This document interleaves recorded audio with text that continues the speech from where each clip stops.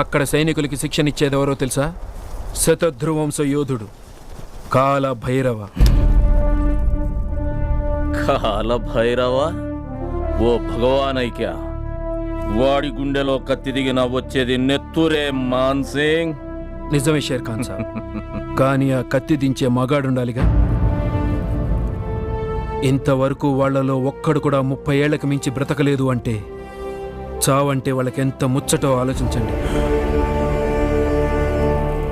ఆ వంశంలో పుట్టిన ఏ ఒక్కడు 100 మందిని చంపిగాని చావడు. బక్వాస్ బంద్ కరో.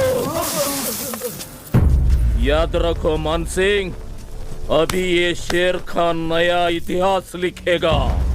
ఈ యుద్ధం ముగిసే లోపు ఆ కాలభైరవని ఖతం చేస్తా. దాంతో పాటు 100 మందిని చంపే యోధుడన్న మీ భ్రమను కూడా ఖతం చేస్తా. ఏ అల్లాహ్ కి కసమ్.